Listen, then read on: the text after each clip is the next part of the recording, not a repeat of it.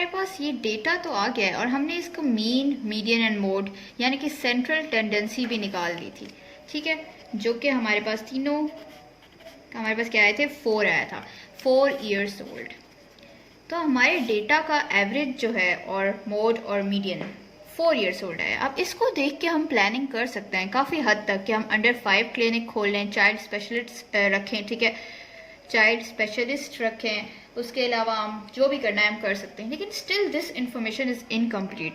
हमें कुछ आइडिया चाहिए कि ये जो पूरा डेटा है यानी जो एज है इन दैट सिटी वो कहाँ तक रेंज करती है। लाइक हमें थोड़ी सी रेंज पता चलेगी तो हम उसके अकॉर्डिंगली सारे मेजर्स लेंगे, हेल्थ मेजर्स, ठीक है। अगर इस तरह का केस हो गया हम 4 years के लिए सिर्फ लेंगे तो 6 years वाले इग्नोर हो जाएंगे, 2 years या उस पर हम ज़्यादा तवज्जो नहीं देंगे, ठीक है। तो हमें क्या करना है कि हमें ये भी ज़रूरी होता है कि स्प्रेड ऑफ डेटा क्या है। सेंट्रल टेंडेंसी हमें पता है, पता चल गई है इन तीनों चीज़ों से। This is called central tendency, measure of central tendency, यानी कि उस शहर में जो एज है उसकी सेंट्रल टेंडेंसी या एवरेज वगैरह मिड वैल्यू या मोड उसका क्या है, 4 years है। लेकिन still we need to know what is the range of data जो हमने कलेक्ट किया है। फॉर एग्जांपल अगर उस पॉपुलेशन में हमारे पास इतनी ज़्यादा एजेस हैं जिसमें 14 भी आ जाता है या फिर 60 भी आ जाता है, तो हमें पता नहीं है कि रेंज क्या है। सिर्फ हम इसके लिए तो नहीं कर सकते एवरेज के लिए, तो हमें ये भी चाहिए होता है कि हमें ये पता हो कि what is the spread of data, ठीक है, यानी कितना डेटा जो है हमारे पास कितना फैला हुआ है, कितना स्कैटर्ड है, ठीक है, स्प्रेड या स्कैटर ऑफ डेटा। तो वो हमें कैसे पता चलेगा, हाउ टू फाइंड दैट, वो मैं आपको बताऊंगी किस तरह पता चलेगा। सबसे पहले इसकी एग्जांपल में आता है रेंज। अगर हम रेंज फाइंड करें, नंबर 1 रेंज हो गया, ये अब हम पढ़ रहे हैं, वो हम पढ़ चुके हैं, ठीक है ये चीज़। अभी हम पढ़ें spread of data. Spread of data किस तरह पता चलेगा, रेंज से। रेंज क्या होता है, 2 से लेकर 6 तक, यानी लोएस्ट वैल्यू क्या है हमारे पास 2 है और हाईएस्ट वैल्यू क्या है हमारे पास 6 है। यानी अगर हमें इतना पता चल गया कि ये जो हमारे पास डेटा है उसमें रेंज 2 years से लेकर 6 years तक है हमारे पास रेंज, तो हम ज़्यादा अच्छे मेजर्स ले सकते हैं, सही है। और इसको रेंज को निकालते कैसे हैं कि highest value minus lowest value is equal to 4 years इसकी क्या आ गई है, रेंज आ गई है, सही है। ये थी हाईएस्ट और ये थी lowest value, 4 years of age आ गई है। अब किसी भी डेटा आपके पास मौजूद हो, आपको रेंज बता दें 4 years इसकी रेंज है, तो आप इजीली पता लगा सकते हो कि हाईएस्ट और लोएस्ट वैल्यू क्या है। तो रेंज हमारे पास क्या बताती है कि हाईएस्ट और लोएस्ट वैल्यू का डिफरेंस बताती है कि हाईएस्ट वैल्यू और लोएस्ट वैल्यू के बीच में कितना डिफरेंस है, 4 आ गया था इसमें।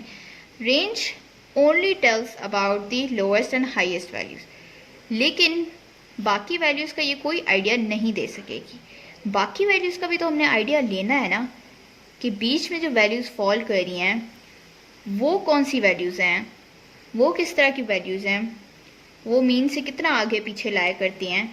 ये तो रेंज तो मैं सिर्फ बता रहा है कि 6 और 2 इन 2 वैल्यूज को बता रहा है, 6 और 2 years बता रहा है। तो ये इंफॉर्मेशन भी, range is also insufficient.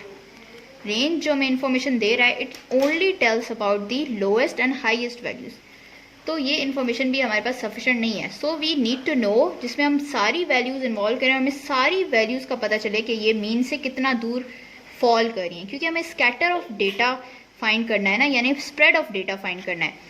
Spread of data के लिए हमें पता होना चाहिए कि बाकी वैल्यूज जो हैं वो कितना दूर मीन से लाए कर रही हैं, ठीक है। ये क्या है, मीन है आपके पास, तो ये सारी मीन से कितना दूर है बाकी वैल्यूज भी, ये कितना स्कैटर कर रही हैं, ये कितना स्प्रेड कर रही हैं, स्प्रेड ऑफ डेटा क्या है, सही है। एक चीज़ हमें क्या कौन बता रही है स्प्रेड ऑफ डेटा, हम लोग पढ़े हैं spread of data,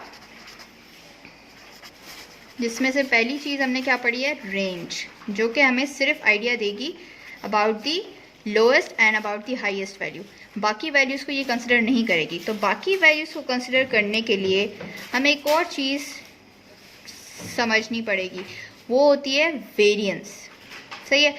so let's study variance क्या होता है।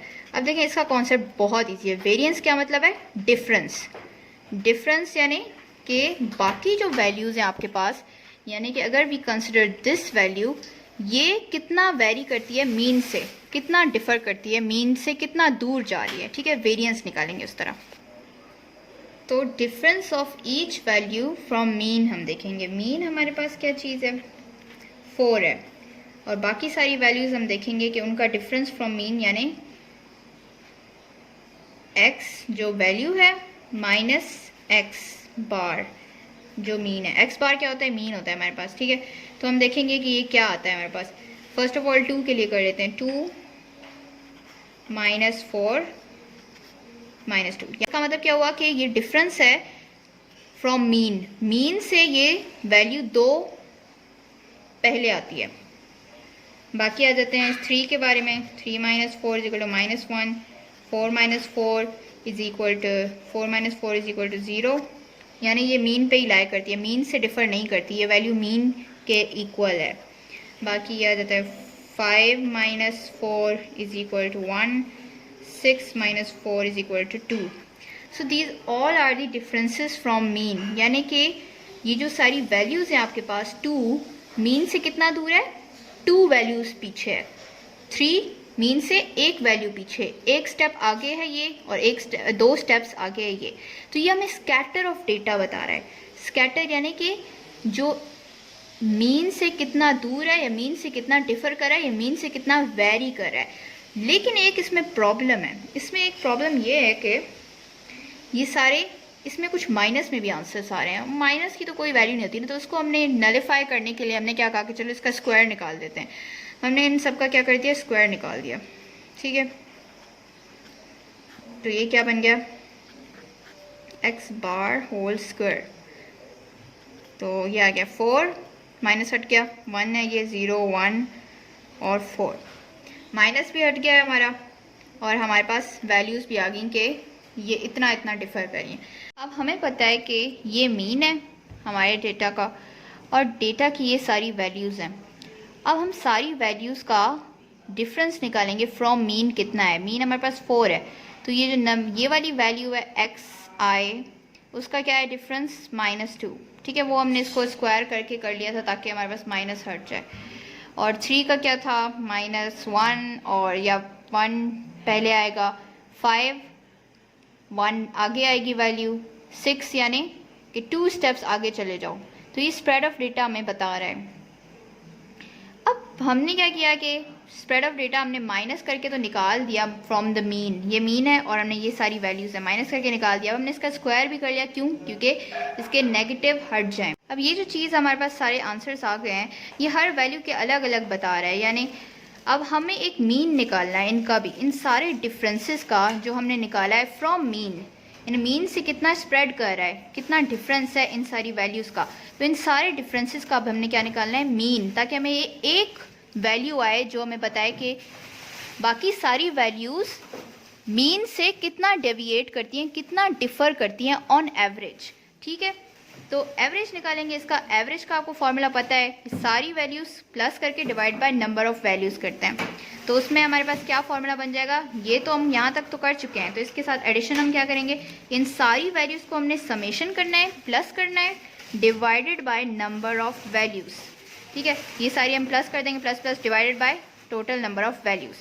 तो हमारे पास वो क्या चीज़ आ जाएगी, एवरेज।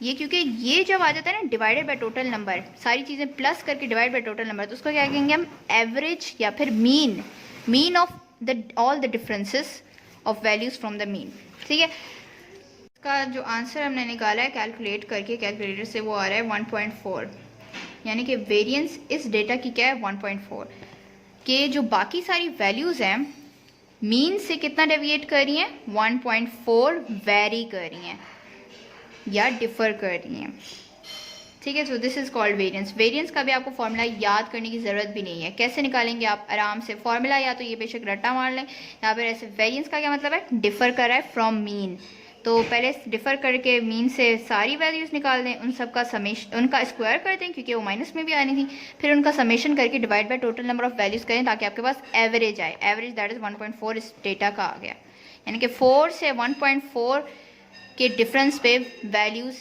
वेरी कर रही हैं, ये ऊपर यहाँ पे इस डेटा में। ठीक है, मीन से कितना वेरी कर रही हैं, अबाउट 1.4। स्प्रेड ऑफ डेटा में हम क्या कह रहे हैं, पहली हमने निकाली रेंज, जो कि क्या है, highest value minus lowest value, वो रेंज आ गई हमारे पास। फिर हमने क्या निकाला, वेरिएंस, यानी जिसमें हर वैल्यू का हमने डिफरेंस निकालना है फ्रॉम मीन, ये एक वैल्यू, उसका डिफरेंस निकाला फ्रॉम मीन। फिर हमने क्या किया, उसका स्क्वायर कर दिया था ताकि नेगेटिव वैल्यूज खत्म हो जाएं। फिर हमने उसका मीन निकाल दिया था, यानी summation all the values divided by number of values, ये मीन ऑफ द डिफरेंसेस आ गया फ्रॉम मीन। समझ आ गया? So this is called variance. अब तो हम क्या कह सकते हैं, हमारे पास वेरिएंस का आंसर आया था 1.4 उस डेटा में जो हम कंसिडर कर रहे हैं।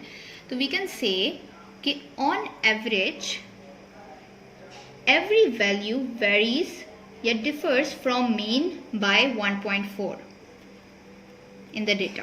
सही है। अब तो चलेंगे नेक्स्ट वे। अब लेकिन एक मसला हो गया है, हमने जो स्क्वायर किया है इसको, स्क्वायर तो ठीक तो नहीं है वो, we need to square root it. Square हम ठीक है, नेगेटिव साइन को तो खत्म करने के लिए हमने बड़े मजे से कर लिया, लेकिन ये तो वैल्यू ही चेंज हो गई ना, हमने तो फिर डिफरेंस स्क्वायर आ रहा है, डिफरेंस स्क्वायर्स का ये सारा हमने निकाला है। तो अभी हमने इसको क्या करना होगा, हमने इसको स्टैंडर्डाइज करना होगा, यानी हमने अपनी गलती को सुधारना होगा और इसको हमने क्या कर देना है, स्क्वायर रूट। हमने इस फॉर्मूला को स्टैंडर्डाइज कर दिया, हमने अपनी जो की हुई गलती थी, यानी अपनी तरफ से जो हमने फजूल में जो स्क्वायर डाला था उसको हमने क्या कर देना है, न्यूट्रलाइज। वापस स्क्वायर रूट डाल दो इसमें आप, तो हम इसको क्या कर देंगे, स्टैंडर्डाइज कर लिया है हमने, और इसको हम कहेंगे स्टैंडर्ड डेविएशन। जो हमने बीच में एम फजूल हरकत की थी ना, स्क्वायर करने की अपनी मर्जी से शुरू हो गए थे, स्क्वायर कर दो, हमने उसको ठीक किया, हमने उसको स्टैंडर्डाइज किया है, तो हमने इसको स्टैंडर्ड डेविएशन बोल दिया। So this is it. बस ये फॉर्मूलाज आपको याद करने होते हैं, this is so easy. Now let's see हम क्या क्या पढ़ चुके हैं। हम लोग स्प्रेड ऑफ डेटा पढ़ चुके हैं और मेजर ऑफ सेंट्रल टेंडेंसी, जिसके अंदर हमारे पास मीन, मीडियन एंड मोड आते हैं। अब ये सारी चीज़ें तो आपको याद करनी है, लेकिन इसके आपने फॉर्मूलाज भी आपको पता चल गया, याद हो गए हैं। इसके बाद हमने इनके सिंबल्स भी देख लेते हैं। अब एक चीज़ है, ये सारे जो वेरिएबल्स हैं ना, इनको ये पॉपुलेशन के लिए अलग होंगे और सैंपल के लिए अलग होंगे। अब पॉपुलेशन और सैंपल का क्या मतलब है? फॉर एग्जांपल ये सारा कोई भी आप एग्जांपल ले लें जहाँ पे पॉपुलेशन है, पाकिस्तान पॉपुलेशन है उसकी बहुत ज़्यादा पॉपुलेशन है, लेकिन हम सारे पॉपुलेशन के एक एक बंदे को लेके हम लोग उनका डेटा कलेक्ट नहीं कर सकते हैं। इसलिए हम लोग क्या करेंगे कि एक छोटा सा सैंपल ले लेंगे जिसमें हम कुछ लोग ऐड करेंगे और उनका हम लोग डेटा कलेक्ट कर लेंगे, और फिर वो हम क्या कहेंगे कि हम पॉपुलेशन पे अप्लाई कर देंगे। वो सही है। तो जो हम सैंपल लेंगे, इस चीज़ को जो अंदर हमने थोड़े से बंदे सेलेक्ट कर लिए हैं, सैंपल ले लिया है हमने, इसको हम कहेंगे सैंपल, और ये हमारे पास क्या है, पॉपुलेशन। तो इन दोनों के ना सिंबल्स थोड़े से डिफरेंट है। मैं आपको बता देती हूँ सैंपल के क्या होंगे और पॉपुलेशन के लिए सिंबल्स क्या यूज़ करेंगे इन सारे वेरिएबल्स में। अब हम लोग सिंबल्स की बात करें तो अगर हम सैंपल की बात करें तो सैंपल का मीन x बार से शो करते हैं, और स्टैंडर्ड डेविएशन किस तरह शो करेंगे, s से शो करेंगे। और वेरिएंस क्या होती है, variance obviously square of the standard deviation होती है ना। समझो इस चीज़ का हमने स्क्वायर ले लिया, स्क्वायर रूट हट गया, तो हम इसको s स्क्वायर कह देंगे वेरिएंस को। मीन के लिए x बार हो गया, स्टैंडर्ड डेविएशन के लिए s, एंड वेरिएंस जो कि स्टैंडर्ड डेविएशन का स्क्वायर होता है, इसलिए हम उसको s स्क्वायर कहेंगे। सही है। So this is for sample. हम लोग सैंपल के लिए ये सिंबल्स यूज़ करते हैं। बाकी अगर पॉपुलेशन की हम बात करें, पॉपुलेशन यानी जो होल ऑफ द पॉपुलेशन को इंक्लूड करें, तो उसमें हम मीन के लिए म्यू यूज़ करेंगे और स्टैंडर्ड डेविएशन के लिए हम उसमें सिग्मा यूज़ करते हैं। सही है। और ये क्या हो गया, सिग्मा स्क्वायर हो गया। सो ये जस्ट आपने सिंबल्स याद कर लेने हैं, और ये आपने गौर से सुनना होगा क्वेश्चन को। क्वेश्चन में आपको सैंपल का मीन बता रहे हैं या फिर पॉपुलेशन का बता रहे हैं, और वेरिएंस भी और स्टैंडर्ड डेविएशन भी। ये सही है। अब एक आपने थोड़ी सी करेक्शन करनी है इन द फॉर्मूला। अब सैंपल कलेक्ट करते हैं हम लोग, तो सैंपल में थोड़ी सी ना यू कैन से कि एरर आ सकता है, क्योंकि सैंपल के जो हम थोड़े से चंद लोग लेंगे वो सारे डेटा को तो रिप्रेजेंट नहीं कर सकते ना। पॉपुलेशन तो बहुत ज़्यादा है और सैंपल छोटू सी होती है, तो हम क्या कहते हैं, इसको हम डिग्री ऑफ फ्रीडम दे देते हैं। डिग्री ऑफ फ्रीडम दे देते हैं, और वो हम क्या करेंगे, उसमें कि जो टोटल नंबर ऑफ पॉपुलेशन होगी हमारे पास इधर वेरिएंस में भी और स्टैंडर्ड डेविएशन में भी, उसको हम -1 कर देंगे। यानी कि एक बंदे को हमने इसमें से निकाल दिया, इसको हमने डिग्री ऑफ फ्रीडम दे दिया, ठीक है। तो ताकि हमारे पास जो सैम्पलिंग की वजह से कोई एरर आ रहा हो सैंपल के लिए,